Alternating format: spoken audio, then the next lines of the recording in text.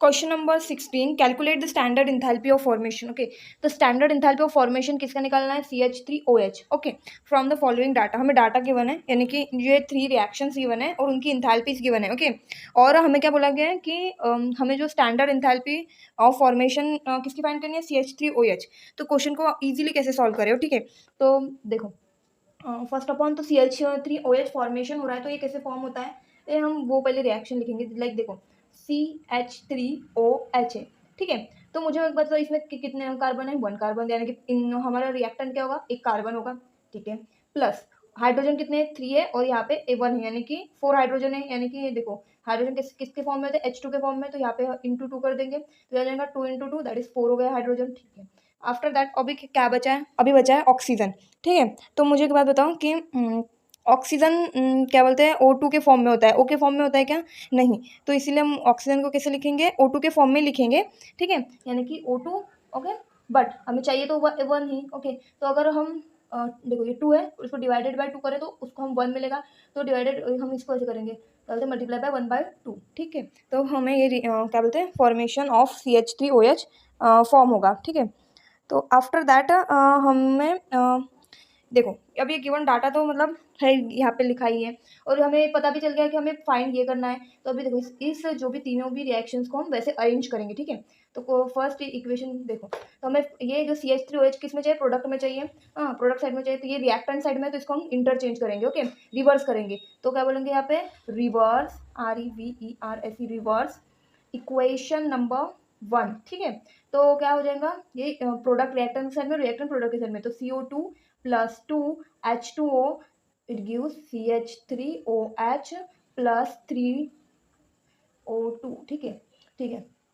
तो अभी बताओ, जब भी हम ऐसे इंटरचेंज करते हैं, तो देखो इंटरचेंज किया है, इसलिए हाँ क्या होगा? इसकी एंथैल्पी क्या होंगी? यहाँ पे नेगेटिव है, तो उधर और हम इंटरचेंज कर रहे हो, तो ये जिसकी एंथैल्पी पॉजिटिव हो जाएगी, यानी कि positive 726 kJ mole inverse. Okay, ये हमें बहुत ही मतलब ध्यान से याद रख के चेंज करनी है, ठीक है। अगर यहाँ पे भी हमने मल्टीप्लाई बाय 2 किया होता, तो हमें जो इसकी एंथैल्पी है वो मल्टीप्लाई बाय 2 करनी पड़ती, ठीक है। आफ्टर दैट अभी हमें क्या करना है? Equation number 2। Okay, equation number 2 को देखो, अभी इक्वेशन नंबर 2 में कुछ करने की जरूरत लग रही है क्या? नहीं, क्योंकि कार्बन रिएक्टेंट साइड में है और हमें रिएक्टेंट साइड में ही चाहिए, तो इसको हम एज इट इज लिखेंगे, ओके, ठीक है। तो equation number 2, C + O2 it gives CO2, ठीक है। इसकी एंथैल्पी भी एज इट इज रहेगी, तो इसकी एंथैल्पी रहेगी -393 kJ मोल इनवर्स, ठीक है, कोई प्रॉब्लम नहीं।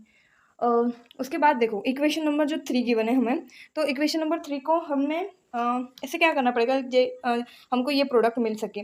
तो इक्वेशन 3 में है, देखो 2 है, तो ये 1/2 है, तो हमें 1/2 O2 तो चाहिए, ठीक है। बट यहाँ पे हमें इसको अगर यहाँ पे 3/2 O2 भी है, तो कैंसिल आउट होने के लिए क्या बोलते हैं, अगर वो भी ना देखें तो हमें कितने H2, देखो कार्बन तो मिल गया, अभी हमें 2H2 चाहिए, तो यहाँ पे H2 तो बस H2 ही है, तो 2 नहीं है ना, तो हम इसको मल्टीप्लाई बाय 2 करेंगे। तो देखो मल्टीप्लाई इक्वेशन 3/2, ठीक है। तो इक्वेशन 3 क्या मिल जाएगी हमें? 2H2 प्लस, यहाँ पे अगर हमने 2 मल्टीप्लाई किया तो 2 क्रॉस आउट हो जाएगा, यानी कि 1 होगा, तो O2 2 गिव्स 2H2O, ठीक है।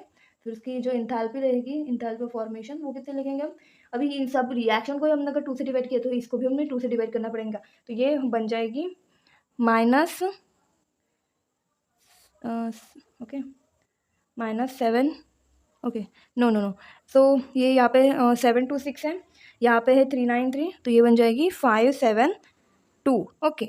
नाउ अभी कुछ नहीं, सिंपल से हमें क्या बोलिए? कैलकुलेट स्टैंडर्ड एंथैल्पी बोलिए। तो देखो इन तीनों भी रिएक्शन को हमें करना है ऐड, ओके। तो ऐड करने के वक्त ऐसे करना पड़ता है, जो भी रिएक्टेंट साइड में है और जो प्रोडक्ट साइड में है, अगर वो चीज़ रिएक्टेंट साइड में भी और प्रोडक्ट साइड में भी है, तो वो कैंसिल आउट होंगी। तो देखो CO2 कैंसिल आउट हो जाएगा, ठीक है। आफ्टर दैट 2H2O वो भी कैंसिल आउट हो जाएगा, ठीक है। फिर हमारे पास बचता क्या है? तो हमारे पास यहाँ पे देखो C, okay, plus 2H2O form बच रहा है, एंड आफ्टर दैट यहाँ पे देखो, यहाँ पे O2 भी है, एंड 3/2 O2 है, ठीक है, ओके। तो देखो तो बाकी तो क्रॉसवर्ड हो गए। अब ये देखो ये कितने 2O2 और O2 और O2 है, तो ये बन जाएगा 2O2। ओके, या और हम ये क्या है, रिएक्टेंट साइड और प्रोडक्ट साइड में हमारे पास क्या है, 3/2O2 है। ठीक है, तो मुझे बताओ 2 - 3/2 तो क्या बन जाएगा, 4 - 3/2, तो ये हो जाएगा 1/2O2। ठीक है, तो वैसे ही इनका जो हमने अभी क्रॉस किया है तो हमें मिल गया है 1/2O2। इट गिव्स, क्या मिल रहा है प्रोडक्ट साइड में, क्या है फिर बस CH3OH। यही मैंने पहले आपको दिखाया, गिवन में बताया था कि कैसे ये फॉर्म किया हमने। ठीक है, तो अभी क्या करना चाहिए हमें, अभी हमें standard enthalpy of formation find करनी है ना, तो वो हमें क्या करनी पड़ेगी, सबकी एडिशन करनी पड़ेगी। तो delta H0 plus delta CH0 plus delta FH0। ठीक है, और अभी इनकी वैल्यूज़ लिखेंगे तो ये आएंगी पॉजिटिव 726 -393 और -572।